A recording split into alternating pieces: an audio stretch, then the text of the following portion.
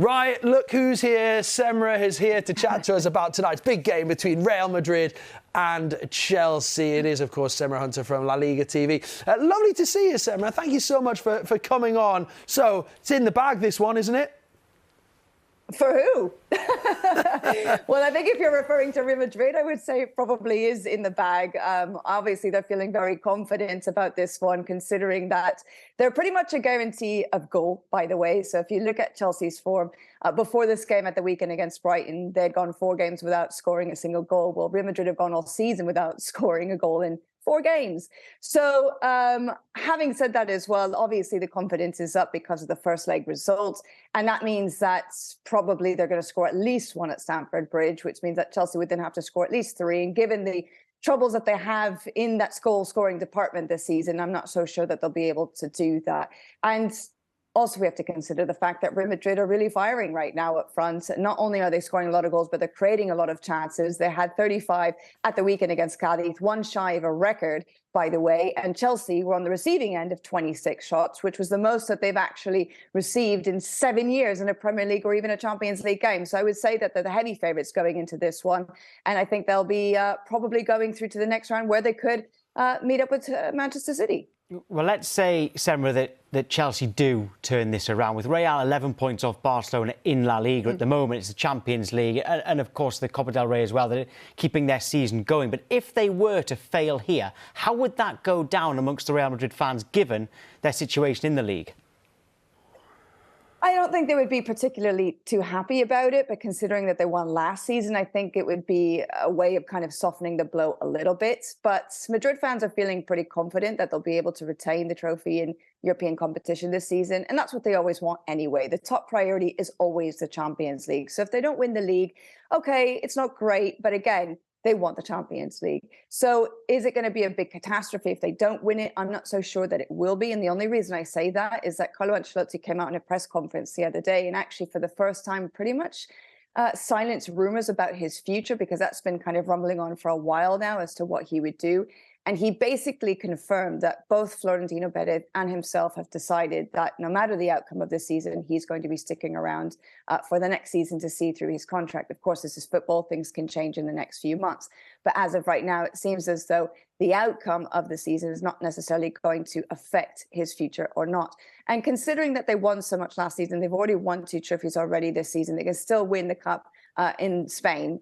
That may actually be enough for them to say, you know what, it was actually a pretty decent season all around. But again, the top 2 priorities for them always is the Champions League and the league. So, yeah, I mean, it could put a dent into the season, but it would still be a very, very positive one in the end. Let's talk about Vinicius Junior, Semra, because the only player to rack up double figures for goals and assists since the start of last season. He's only 22 years old as well. I mean, future Ballon d'Or winner, you'd think, would you?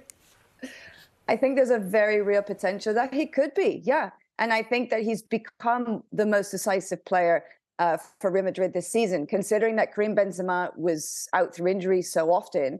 He really had to bear the brunt of the responsibility in attack.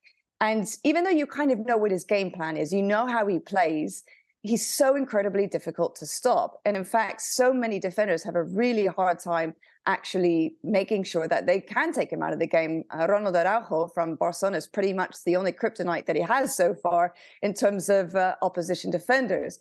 But yes, I think there's absolutely a very real possibility that he could continue to develop, to grow, and eventually get to a point where he can be a Ballon d'Or winner. It's frightening how good he is already at such a young age and how decisive he is at such a young age. So I would definitely say he's a potential candidate to keep an eye on for the future. Elsewhere in Spain, Semra, the Barcelona president, Joan Laporta, has denied the club has bought referees after their payment to a former La Liga referee. Now, League President Javier Tebas was also criticised. What did he have to say, and what's the reaction been like?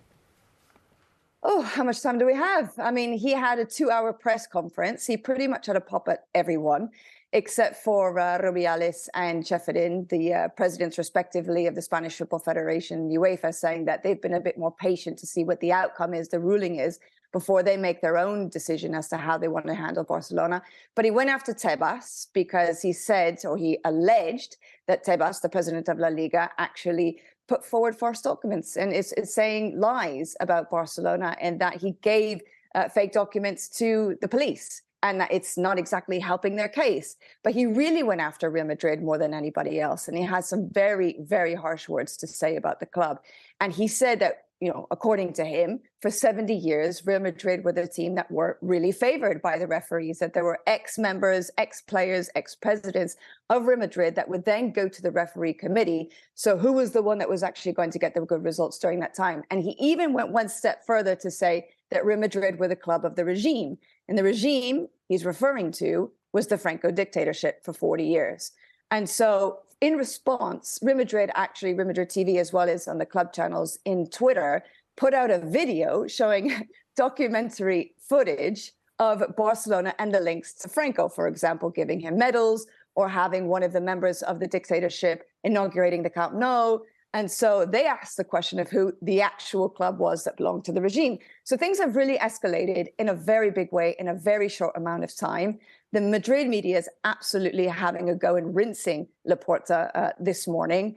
And obviously, the Catalan media is defending Laporta because Laporta is saying, no, we're the victims in all of this. And you'll find out at the end that we have been the victims. We've done nothing wrong. He came with 4 boxes and 629 documents and 43 CDs to say the evidence is here. These are all technical reports from the referees. This is what we've been doing the whole time.